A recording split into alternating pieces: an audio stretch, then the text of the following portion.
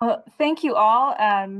Hello, everyone, virtually. My name is Melissa Miller. I'm the director for World Trade Center Kansas City. We hope you enjoyed the national broadcast, and apologies for the technical difficulties at the beginning.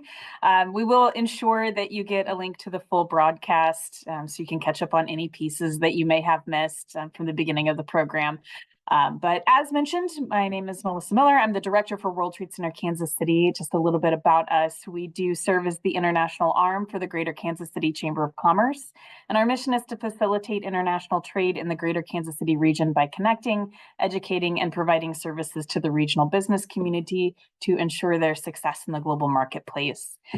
We're proud to be a partner organization on bringing this national broadcast and this local discussion to our area, alongside our partners, the International Relations Council and the KU Center for East Asian Studies. It is now my pleasure to introduce Jack Shang, Assistant Professor at the KU Department of Political Science. Jack. So thank you so much.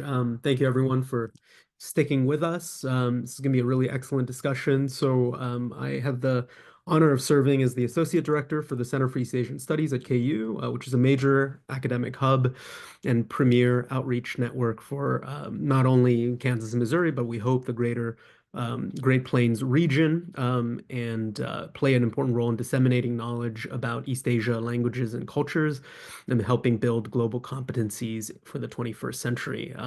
There are 60 plus faculty affiliated across 25 departments with CEAS at KU, and I invite everyone who is actually local and national to please subscribe to our mailing list, because we do a large number of these events virtually, like this one, and it's a great honor to partner again with the IRC and World Trade Center Kansas City. I think we are in our fifth year. One of the few good things to come out of the COVID-19 pandemic was we were running separate Chinatown halls prior to that, and we joined forces and have stayed partners since then. So it's really wonderful to work with both your organizations.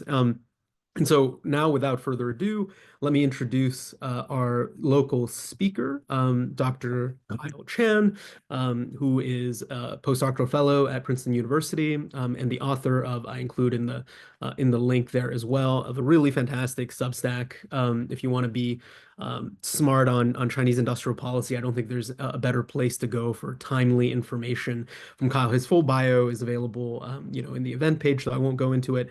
I think Kyle has a few remarks to share, and then I have some questions prepared, and then hopefully we have a lot of time for audience members to chime in as well. So over to Kyle. Oh, by the way, also, this event will be recorded and put on YouTube on the CEAS channel as well. Thank you, Jack. Thank you, Melissa. Thank you to CAS and WTC Kansas City for inviting me to speak. It's very exciting and a great honor. And what a time we live in. I mean, there is just so much happening right now. Tariffs, U.S. China specifically. There's a lot of places we could start, but I think I would focus just and say a few things about some of the backdrop to what we're seeing right now in the news, some of the bigger structural changes. And one of those is around China's relationship with manufacturing, industrial policy, and global supply chains. So, I'm old enough to remember when probably the only Chinese brand that many Americans knew was like Lenovo, and maybe Huawei, but kind of for the wrong reasons, right? Because it was like maybe in the news. But there was a time when China was sort of thought of as made in China. You have like the label, but then you have the American brands that we're all familiar with. And now some of that is changing. Right now, probably your average American can name TikTok, Temu, Shein, even DJI drones, or maybe BYD if you follow the news, DeepSeek for sure if you have a stock portfolio. So all these kind of represent the tip of the iceberg for a broader set of changes that have been going on. And in general, just kind of set the scene, right? We have China now as a manufacturing superpower, making roughly a third of total value added in manufacturing in the world, which is pretty incredible, even sort of by world historical standards. And there are actually a lot of industries that China either dominates or even makes more than the rest of the world combined. So you have these classic sort of like China charts where you just have an explosion of production, say everything from traditional industries, steel, aluminum, cement, to some of the more, emerging technologies like electric vehicles, solar, batteries. In many of these areas, you see a huge ramp up, not just in the volume of production, but a step up in the technology and a step up in Chinese firms' participation in the global value chain. And how did this happen? I mean, there are probably too many things to point out here. I'm sure some of you may have heard about Made in China 2025, industrial policy initiatives like that, where there was an effort to pick out a few target industries, like some of the ones I had mentioned actually, and dedicate state resources towards boosting Chinese domestic firms in those sectors.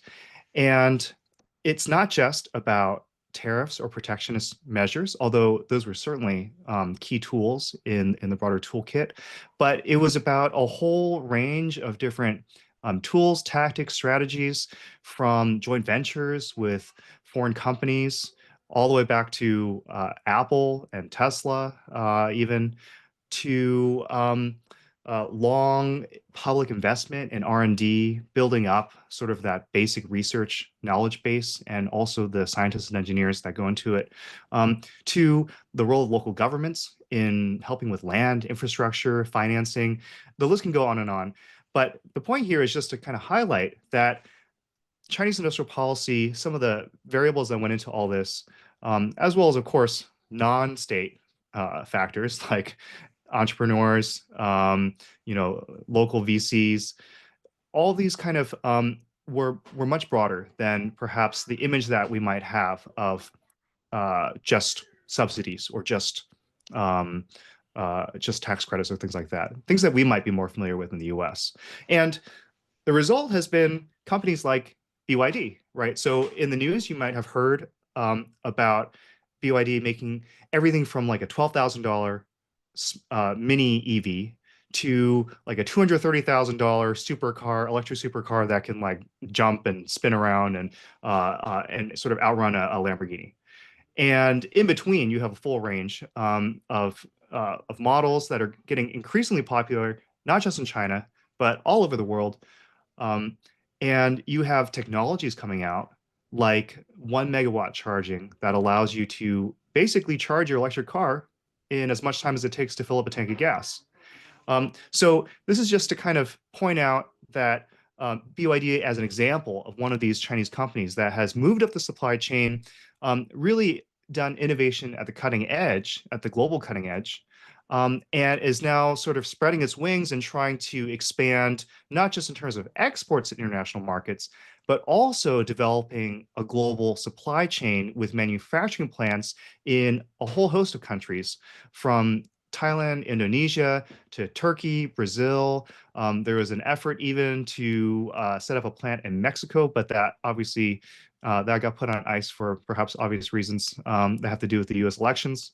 So along the way, right, you have disruption to existing incumbent players, both in China. So actually, some of the state-owned automakers are finding themselves under threat from companies like BYD, but also a challenge to a lot of the industries and a lot of the companies that we, say in the US, are used to being dominant global players. Again, you can think in the auto industry, your GEs and Fords, GMs and Fords, as well as GE, companies that used to be sort of iconic global brands, American global brands, themselves with manufacturing plants around the world, are now coming under strain from competition from Chinese firms. All that's just to say that there's going to be a lot of debate about what to do about this. What are the causes? How the U.S. should respond. There are concerns about industrial overcapacity, producing more than you might feel is fair in a way that could challenge, say, jobs in the U.S. In perhaps even a new, so-called new China shock. But at the same time, possibilities perhaps of opportunities, not just better products for consumers, but opportunities in countries where you do have these new Chinese manufacturing plants, from the jobs that are associated with them, perhaps even skills and technology exchange to the extent that it's demanded from Chinese firms. So there's a bunch of different ways this can go. But I'll just sort of mention one last thing, which is now looking forward, we are seeing some of this playbook being applied to the so-called industries of the future. And we're talking about AI, robotics. I feel like there's not a day that goes by where you don't see some video of a new Chinese humanoid robot running a half marathon somewhere. Um, to even the race for nuclear fusion and quantum technology. So you have this whole range of cutting edge emerging sectors where China is now competing and in this part of global race with the U.S. To see who can play a role in these industries.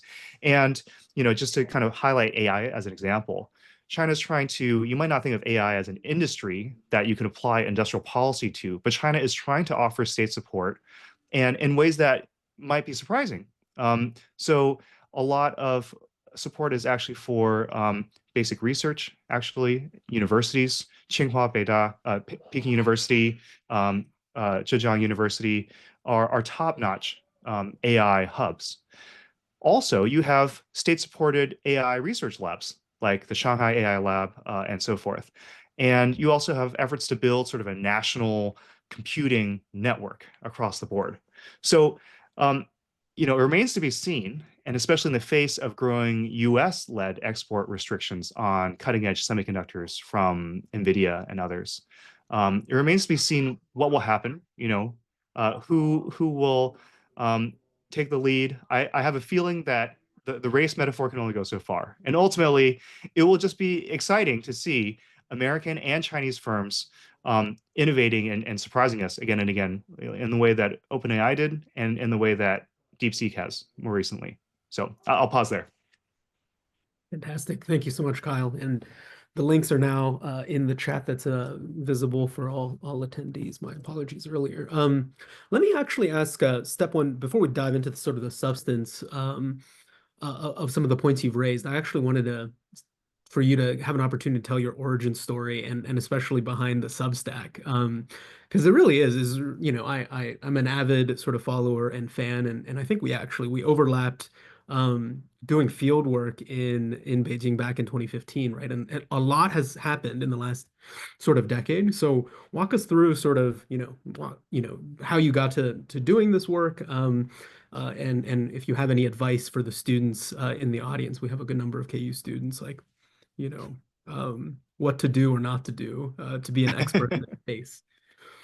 Yeah. Oh, yeah. Yeah. Thank you again for all the kind words. I mean, yeah, boy, that time, those times, when we're young PhD students, those were very formative times in shaping how we think about China and how we approach our research. Yeah. I mean, so much has happened since then. Not just for us, but for U.S. China relations and everything. But yeah, I mean, okay. I mean, one of the biggest things, and I can't stress it enough, but going to China, being there, talking to people, I think ideally you step beyond Beijing and you look at some of the, cities, smaller cities, even towns. If you can go to the countryside, that'd be great. But overall, just to sort of be there, I think there's so much to be said for that. And questions will just start to emerge when you are there talking to people. You will be sort of like dumbstruck by the central role of WeChat in everything. You will be sort of like scratching your head about things that seem familiar, like the food delivery stuff, but with a very Chinese twist, right? And So it will be sort of this, it's almost sort of like a funhouse mirror in some ways for some things that we see in the US, trends happening in popular culture here as well. In terms of the trajectory of like kind of, what's led me to this point. So I was originally looking at infrastructure and especially interested in comparing railways in China and India. And I'd spent a lot of time actually in India as well. And that really shaped my thinking on China so much. Because to be honest, when I first went to China, I was like, wow, this is a strange country, but uh, interesting. And then I went to India and I was like, totally different. And then I came back home to the US and I was like, how do I make sense of all this? And going back and forth between the two countries has just been like very, very helpful to test ideas. Is it really the case that it's about top-down control versus, bottom up, grassroots stuff? Because, railways was an interesting test because in India, railways is actually very top-down. And railways in China is sort of a blend. And so that was like a very interesting test. And then, of course, you have the high-speed rail in China, which I thought, in my mind, was like one of the biggest stories of our time. But for Americans, it's hard to kind of like get that across, right? I mean, you people might know Amtrak or take the subway, wherever they are, and that's fine. But I think, unless you sort of like experience it yourself, so that I thought that would be more of an interest. But then I saw that some of those same structural factors that went into infrastructure, these same sort of like big bets, the signaling from the top, but then also some of the like funding structure, the role of local governments, that all happened too with industrial policy and China's efforts to promote batteries and electric vehicles and some of these other industries, all the way down to the traditional ones, shipbuilding, steel, all the ones I mentioned earlier. So I was like, wow, this is really fascinating. And the shift in industrial policy was really interesting too, because I think Americans maybe were a little less interested in like, oh, maybe, China can build infrastructure. That's great for them. But now it feels like we're really competing in areas that had previously felt like we were not, like automotive.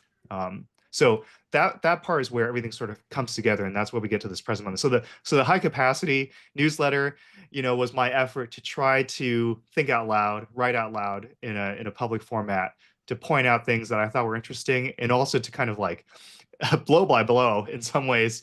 These areas are changing so fast. I just thought it'd be fun to share at least some of what I'm finding along the way, rather than save it up for a big research paper.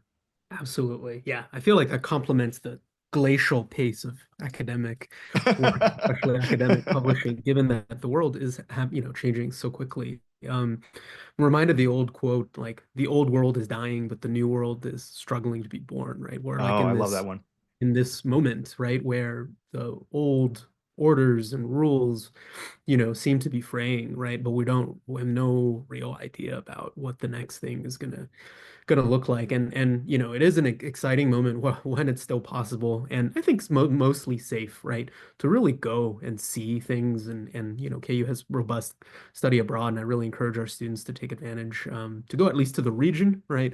But it's still possible to do, as a student in mainland China, just to see for yourself, some of these transformations. So, into the substantive areas, I think, you highlighted some of the causes, right, of this rapid, um, you know, shift, and especially how the U.S., I think, public is thinking about and experiencing kind of industrial policy. There's almost a wake-up call, right? The past couple of years, maybe a Sputnik moment. I don't know what the appropriate analogy is, right? But instead of, investing in science and technology, we have decided, it seems, for now, right, to just throw up really high tariffs, right?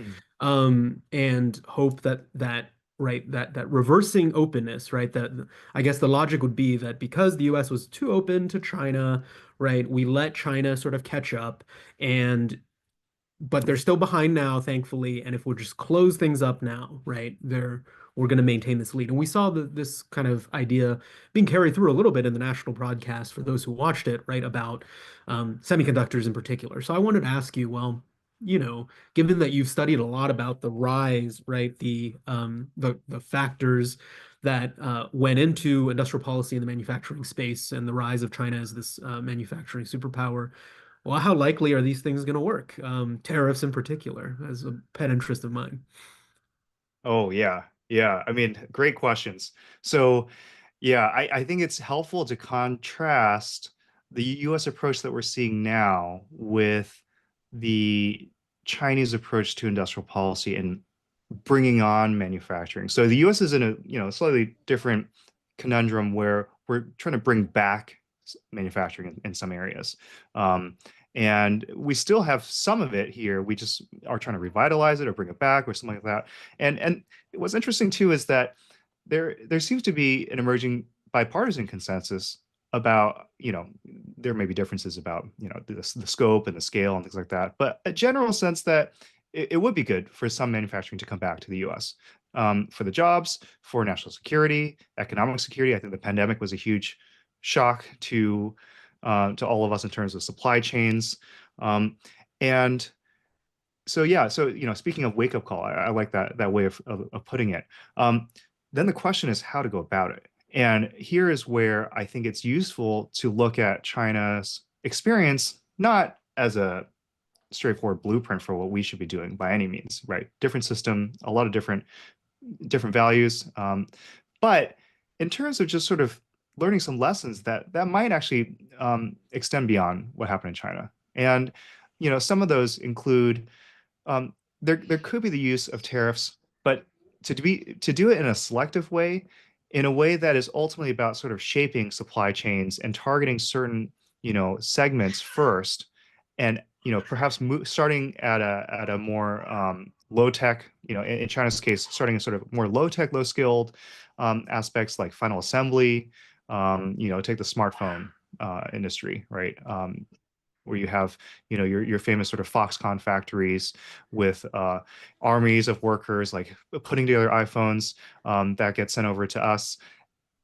Then moving into components, right? Moving into maybe some of the simpler components, but gradually trying to get up there into camera modules, OLED, maybe even some of the chips, DRAM, things like that that go into it, and then finally, of course, into some of the core semiconductor. So there's a way to kind of sequence this, to Mhm. use things like tariffs, perhaps, in a careful, gradual, and selective manner, and over time sort of shape your relationship as a country with the sort of broader global economic system. And so, that's one example where, you know, not just in terms of how speed, but in terms of the style of how this is done, there could be some lessons that generalize. Yeah, I think it's definitely interesting to dive into sort of what of there seems to be a debate about whether the US needs to become more like China to compete with China, right? I think in particular many commentators I think compared some of the more ambitious industrial policies under the Biden administration to like trying to do right industrial policy, right? In reverse.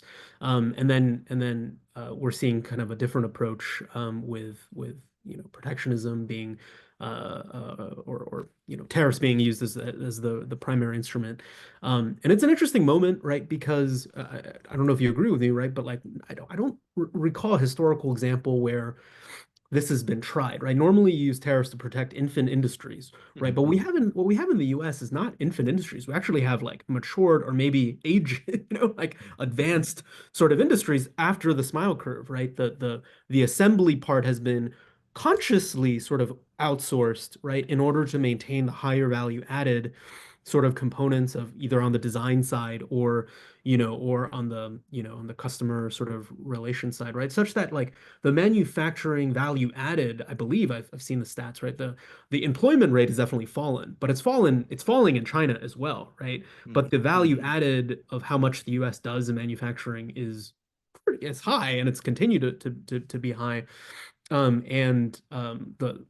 big question that I think I've been paying attention to is whether manufacturers here in the US are saying that they're helped or hurt by the tariffs. And it seems Mhm. like the majority of them are saying they're like actually hurt by this because we are in a world of global supply chains where, maybe eventually we want to shift towards, right, domestic, you know, um, supply chains in certain areas, right? But the reality now is stuff is coming over from all over the world, not just China, but and tariffs will make that more expensive, which make U.S. manufacturing less, right, competitive. Anyways, I happy to nerd out about tariffs for hours and hours, but I do want to ask you another question, which is on the flip side of, lessons, maybe positive lessons to learn from industrial policy. Like, um, what is your take on obviously the headwinds, right, that the Chinese government is facing, in particular, over reliance perhaps on investment and this question about overcapacity that I know you've commented about in your Substack.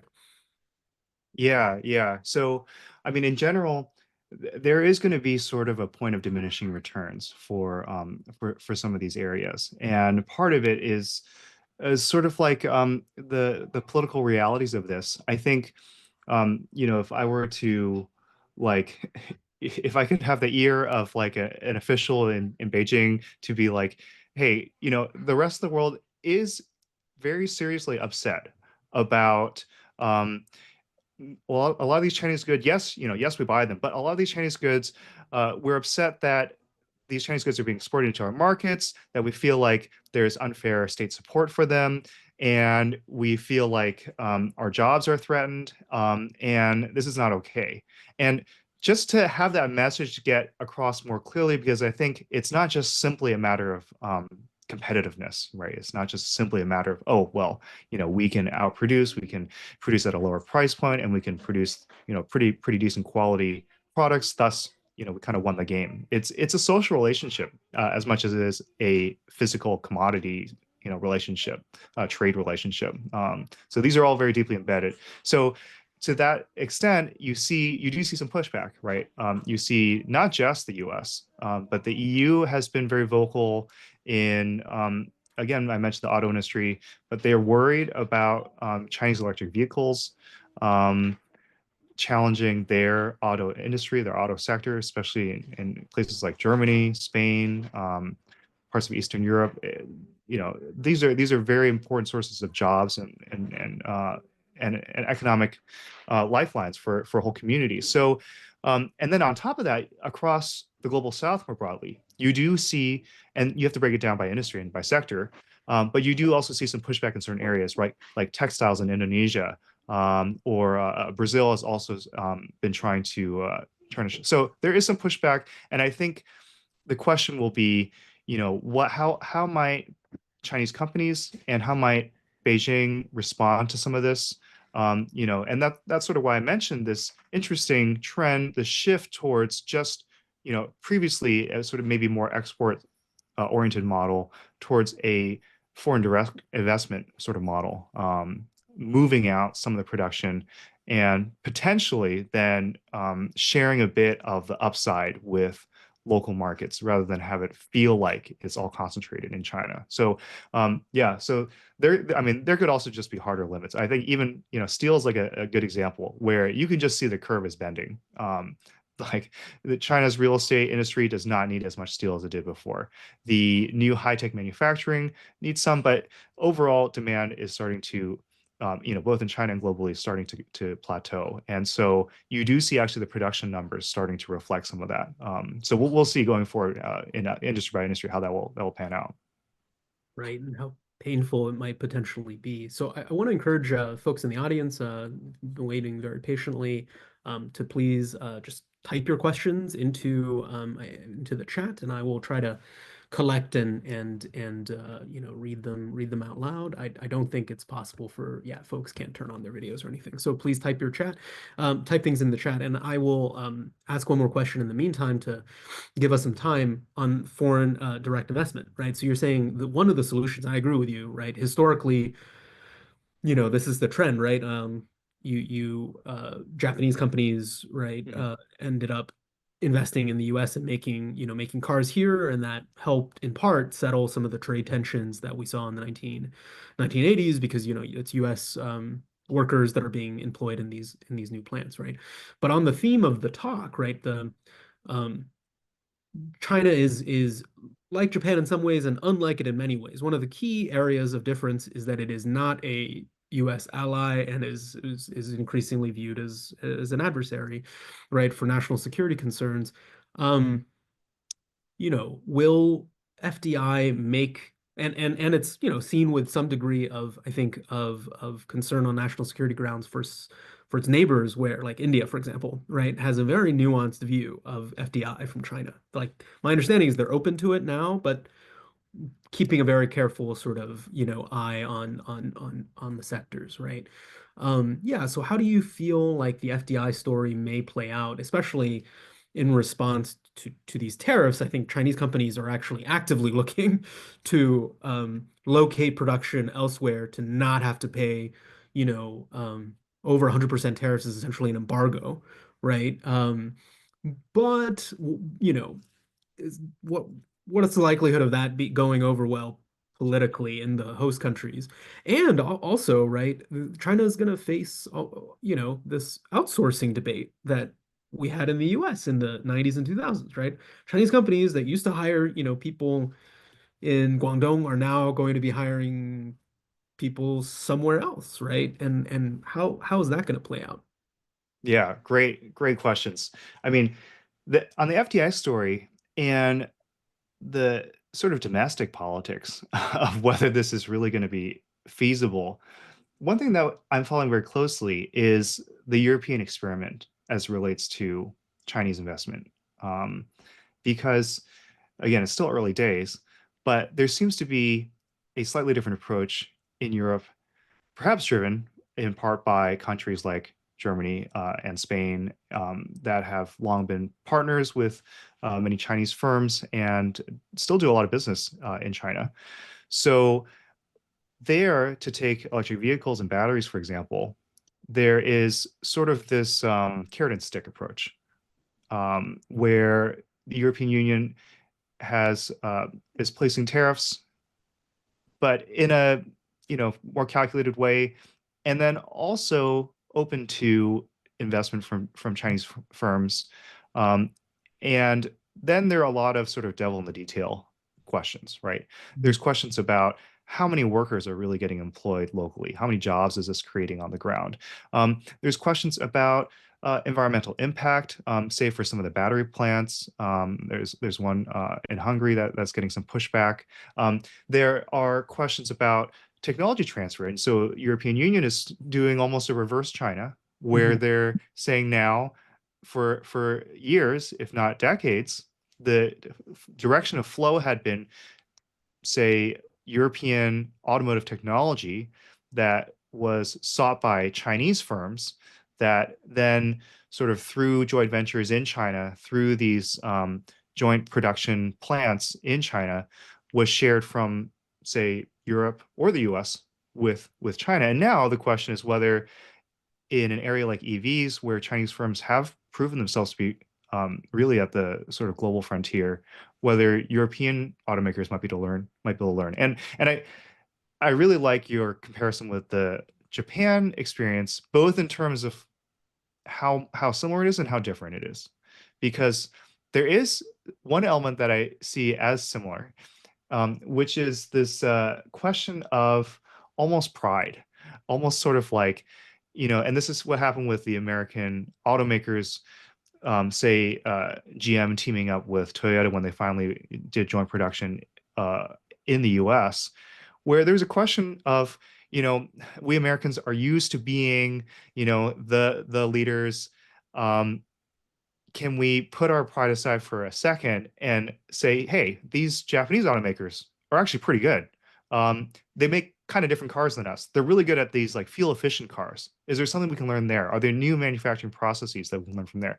And it was a long process and it was a very incomplete process, but somewhere along the way there was you know, for lack of a better term, mutual learning in that relationship. Now, the question is like, can that happen with China? And so to a certain extent, you have again some of these technology gradients that would make it seem like this should work. GM doesn't have to reinvent top-notch battery technology from scratch. Could they learn something from CATL or BYD, for example, these two Chinese battery makers? So those are some things, but then politically, right, to come back to your, the sort of the meat of your question, politically, it's a tough one. And that's why the Europe example will be interesting, because I think if it can be proven that these relationships can work out, these plans do create jobs, and some of the national security issues can get ironed out, or at least de-risked somewhat, that might set an example for the U.S. And maybe we don't often look across the pond and compare ourselves. What are the Europeans doing? But it could at least offer some kind of comfort, perhaps, or at least an alternative to simply saying we don't want any of it. We're just going to shut out all Chinese investment and all Chinese firms, and then we don't even know what we're losing. Yeah, it's a really excellent set of insights. I mean, the rumor was that's what U.S. automakers really wanted leading up to this round of tariff escalations. Instead, what they wanted is like forced joint ventures where basically you do a reverse China, you have majority stakes in some Chinese companies in exchange for market access, and it got struck down on politics grounds. I know we have one question here from Christina, but I just want to say one more thing on this, that I share a piece of insight that I learned recently from a guy, like a guy who worked in venture capital in China for 20 years. And what he said was he noted this thing that he called the experience trap, right? That, even though you worked in China for 20 years, actually he would see it as like 5 periods of 4 years because of how fast things change. Where if you believe your experience of if you were successful in the first 5 years and you did the same exact thing for the next five, you would fail because the world would have changed. And I think this is a really interesting point that you're raising with European experience with, some of these firms in China, which is this technology is advancing really rapidly, right? And if our answer is like, well, the US has been the world's, biggest and best automaker for a really long time. We have the best technologies, therefore we tariff them out and have our, keep our domestic market to ourselves. That actually may be sort of playing into this sort of experience, trap where you're applying what may have worked in a previous decade or even century, right? On as far as tariffs are concerned, in my opinion, to a present sort of problem, where instead there are just nitty-gritty things to work out. You point out a lot of them that are solvable. They're not easy things to solve, but they're definitely solvable in a country that has robust rule of law and accountability and transparency like the US, right? If the EU can do it, we can do it too, and just require the terms. And I think, and Chinese companies have, right? Like that nice documentary in Netflix, right? The Chinese factory or whatever. Oh, yeah. Chinese companies, Fuyao Glass is making stuff in the US, flying kind of under the radar, right? Anyway, so to turn to Christina's question, it's a long one about sort of the new trade policy agenda and about shifting from a weight to volume sort of considerations on tariffs. You can read this sort of detail, but I think to summarize for the recording, right? Is it possible for tariff costs to be better dispersed across products, right? You know, especially with small and medium enterprises, right? Are tariffs, hurting or helping, different size sort of companies and things like that. If you want to comment on Yeah. that, yeah. Yeah. No, it's a great question. And I think it gets at like this bigger question in relation to tariffs, which is really how to go about it. Are there different kinds of approaches beyond sort of a blanket, across the board, by value, countrywide, if not across, many countries at once, approach? And there are questions too about how the design of these tariffs could impact different industries and different companies within the U.S., different types of companies. So there could be even things not tariff related, right? Like the de minimis rule, where perhaps there might be, I don't know, American crafts companies that feel, crafts makers that feel threatened by, much more lower priced goods from China that are flowing through that loophole. So there might be ways to sort of address that specifically versus another kind of tariff. There might be some interesting ways to think about, you know, products that are key inputs for other industries, and how to make sure that we're not, for lack of a better term, shooting ourselves in the foot, right? Where we're making it actually more costly for our producers because we're putting tariffs on their key ingredients that they at least for now, need to get, and maybe forever will need to get from other countries. There is still such a thing as a global division of labor, global trade networks, comparative advantage. So to the extent that we can still use that, even if we want to reduce some of our exposure to Chinese manufacturing in especially certain critical industries, that would be a different set of questions about how to tariff, how to set up not just also tariffs, but also how to support then our own, where critical minerals, for example, is like in the news all the time.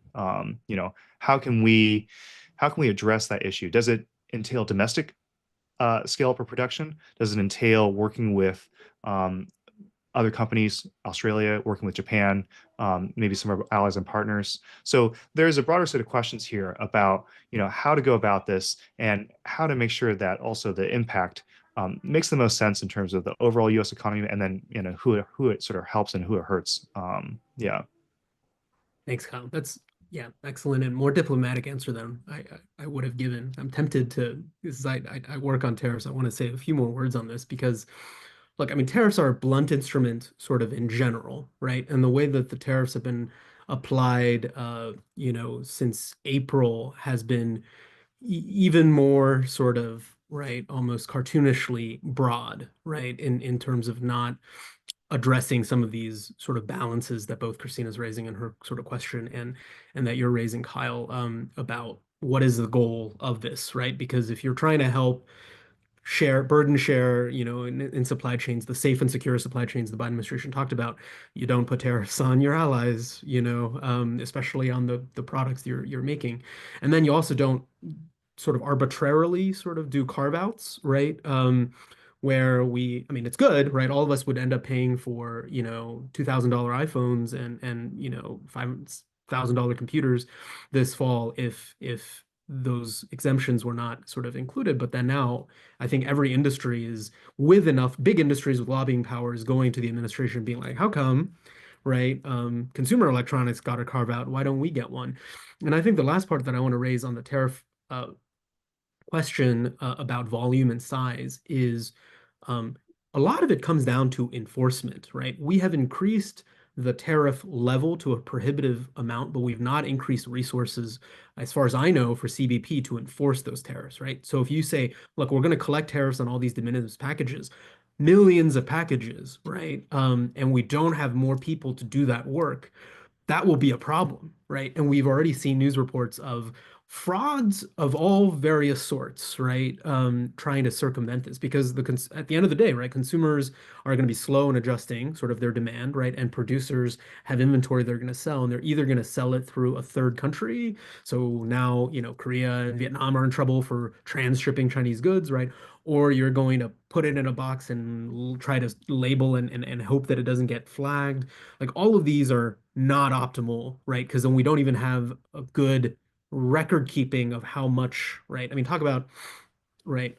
Yeah, record keeping sort of those issues. So I think it's beyond whether we're talking about volume or freight, right? I think we just need certainty, right, about what the policies are. And to have that, you actually need to tariffs are not a silver bullet, right? And you have to prioritize among some of the political ends that one wants to achieve. They can't simultaneously be a way to generate revenue and to incentivize a bunch of behaviors and to, revitalize manufacturing sort of in a short period of time. Can't have all of those, right, goals be achieved simultaneously, especially if you don't have a plan to enforce them. Okay, so we have another question. Do you foresee any tensions between industrial and economic priorities for China, especially their pledge to be carbon neutral by 2060? Yeah, this is a really good question. Yeah, so yeah, China, I mean, a lot of countries are trying to do this, trying to juggle a whole bunch of goals. Some of them are in tension, some of them are almost outright sort of replacements for each other. So you have, like the US, China is trying to create jobs for the future, trying to generate economic growth, trying to generate revenue for the state, trying to also live up to these very big carbon emissions goals, the dual carbon goals of um, eventually reaching net zero by 2060, and that's a very tall order for the world's largest emitter. And there are trade-offs that you do see along the way, where there may have to be more investment, and this is you see it. You see areas like say steel or coal, efforts to try to spend more money to improve some of the technology, while at the same time also spending a lot more on just outright new renewable energy capacity altogether. So some of this is a matter of fiscal priorities. Um, it's also a matter of technology and R&D priorities, where to focus. Um, and then um, there are even sort of questions about sequencing. And so I think ultimately, though, in a best case scenario, you might get a kind of feedback loop where, say, and this is something I've written about earlier, where you get decarbonization of, say, some traditional industries because the grid itself that they're drawing from or their power sources might be more clean tech oriented. And then those industries actually feed back into the clean tech industries, right? People don't realize it, but steel, aluminum, cement, wind turbines, solar panels actually rely a lot on the old traditional industries. So they can kind of feed back into each other. And ideally, again, here with some policy push, you get this sort of virtuous cycle. That doesn't always happen. And there's also, on top of all this, questions about that are related, like air pollution, environmental issues along the way. That again, there's different kinds of sequencing and prioritizing along the way. But yeah, it's a messy problem. It's a messy question, and you can see it broken down, by certain industries or by certain priorities. How this is happening. But I think it's not completely undifferent, completely different from what some of the trade-offs and some of the issues we're thinking about here in the U.S. as well. We want jobs, we want economic growth. We also want to combat climate change, or at least many of us do, and have clean air and clean water, things like that. So, how can we achieve all these goals? Ideally, all of them across the board. That's just a question, I think, for the U.S. and China both. Thank you, Kyle. Yeah, and I think underscore, I think something I really liked in your answer is the kind of the sequencing require almost technocratic sort of solutions to these trade-offs, which are, as you point out, common between the US and China.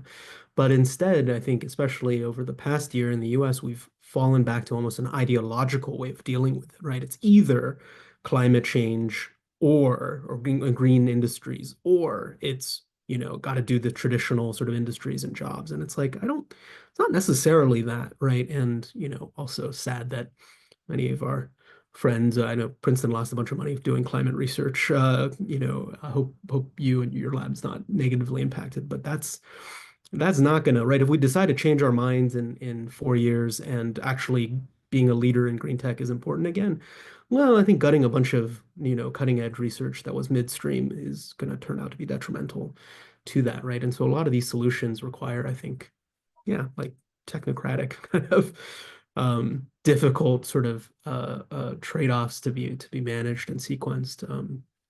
Yeah, and yeah. you mind if I jump in on to add to that is, one thing that I was thinking about listening to the national town hall was just this question of, are there areas where we can still cooperate? Are there areas where we all benefit if we can do it in a way, um, whether it comes down to clean technologies, you can even call it different words. You can call it sort of like comprehensive energy production, whatever you want to call it.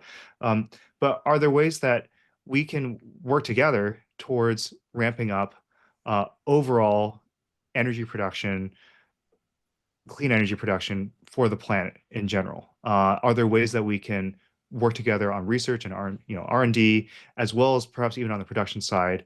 And one thing that I would highlight for Americans who feel sometimes like, boy, we really fallen behind, too far behind China, is that there is a lot of fantastic, cutting edge scientific research being done in the US on solid state batteries, sodium ion, on sort of next generation perovskite solar panels, solar cells. There's a lot of that brilliant innovation happening here, and it doesn't have to be zero sum. It doesn't have to be something where either China wins or the US wins the race for solar. Like solar is especially one of those where really everyone benefits. And the question is, how can we do this? How can we cooperate in a way that we can kind of pool our collective brain power and pool our, our own sort of advantages and strengths to do something that I think, I mean, we all are on the same planet together. So that's one area where I would just hope that we continue to not see it in a sort of zero sum, security dilemma kind of framework, and see it more as like, okay, this is something where, I mean, unfortunately, the phrase is now a bit tainted, but it is sort of win-win, or it is sort of a positive sum game, right? So yeah, I'll leave that there. And I am optimistic that at least a majority of the American public, if you look at the recent polls, I think view even something that has contentions as trade now in mostly positive sum terms, and they have, I think, historically. It's a real question about, I think, that idea of the experience trap, where our leaders, whether they can get their minds around these rapidly sort of changing technologies and also the landscape. Because I think you're right. Like, I mean, gosh, 10 years ago, right? Talking about 10 years ago when we were young, right? Like the idea that like cutting edge technology developed in US universities and brought to scale in China, like solar panel sort of manufacturing at great scale and cheap price, right? The cheapness would not be seen as a concern and a problem. It would be seen as like a virtue, because then we have a bunch more solar production and adoption elsewhere. And that really did play out, right? I mean, US solar capacity increased dramatically, Chinese solar capacity increased dramatically in terms of clean energy generation. But now we want to be like, no, right? We need to, right? What does it mean for the US to win, right? On solar. A lot of it, I think, is in the framing, right? It doesn't help that China framed its industrial policies like we're going to dominate these industries of the future, and it happens that renewables are sort of on there. But we don't have to, like, I think, adopt that zero sum-ish lens to it, right? Because I think creative destruction is like healthy for firms, but technology diffuses and benefits sort of, civilization and people sort of as a whole, especially when you have these common goods sort of problems, right? Like clean air or like pandemics or like genomic, human gene editing. There's so much stuff that's, or, AI sort of regulations, right? There's things that are probably going to affect us all, no matter where they happen or what the company that is going to be sort of first mover in it are. And it's like none of this is like profound or new sort of insights, but we have moved away from it, unfortunately, in a public forum type of setting. And it's Yeah, worth it. Yeah. yeah, I'll give you the absolutely. last And word. well, yeah, I just want to build on what you're saying, and also on this, I love this idea of, what was it, the experience trap. Yeah. Yeah. Yeah, I love that idea because, yeah, this is something I was pointing out in a recent piece. Uh, there seems to be this pendulum swing when it comes to attitudes towards trade, maybe even attitudes towards China, attitudes towards a whole bunch of issues kind of related to those two. And there seems to be like an overcorrection to an overcorrection. There seems to be sort of like a moment where, with, you know, terms like China shock featuring Mhm. centrally in a lot of political discussions, there was a focus in particular on the harms, the job losses that may have resulted from greater Chinese imports. And you can, if you focus it narrowly enough, you will find those job losses. Yeah. But then, sort of losing sight of the other side of the equation, of like, what do you get from that? What is the bigger picture here? And so I think it has been very sort of sobering to have this almost sort of self-driven wake-up call with the high tariffs on Chinese goods, and then the possible exemptions for things like smartphones and computers, where to think about what we would lose if we were to shut this out. That makes us realize that there were actually benefits as well along the way. And the question then becomes, how do we try to get some of the best of both worlds? How do we try to build up our own, jobs, or offer some kind of safety net or some kind of transition to new jobs, things like that, and also get the benefits of this global integrated system of trade and exchange that we've benefited from and really have taken for granted almost at this point. So to find that that middle ground again, where we can see like both sides, rather than just focusing exclusively on the trade is bad and it just results in job losses, right? That kind of simplified view, Yeah, the swing, maybe between where yeah. trade was can't do anything wrong and free trade is the best and nothing bad can happen from it, to, of course, free trade is terrible and it's all bad and nothing good can ever come from it. It's like the reality is, somewhere in between there. And it's ironic, right? I mean, we talked about how much things have changed. We are in a I think a different world now on the policy side, but in some ways the problems that existed 10 years ago, even 20 years ago, the analysis is the same, right? We have an imbalance of consumption and investment in China, right? Where it overly relies on investment and exports, at the expense of its own consumers. And we have the reverse problem here in the US, right? Where, the flow of globally traded sort of goods have really lowered sort of consumer prices. We can buy really awesome computers for like $300, right? That I would have been super happy with when I was a kid playing video games, right? Like, if you can get that price, right? We get those things, and we get, uh, simultaneously, right, larger sort of consumer debts and things like that. And that the rebalancing, is still the issue, right? And it's fundamentally kind of a domestic problem sort of to solve, but instead we're creating new problems for ourselves potentially, with the reaction, as you point out, to the China shock. We're going to damage potentially manufacturing sort of companies that have managed to survive the China shock now. And that's a good reminder for us to wrap up and we can talk about this obviously for a lot longer. We very much hope to see the audience members at our future events. I want to thank the IRC, and World Trade Center in Kansas City again, for collaborating with us on this event. And thank you, Kyle, for sharing your time and your insights with us. All right. Have a good night, everybody. It was absolutely my pleasure. Thank you, everyone.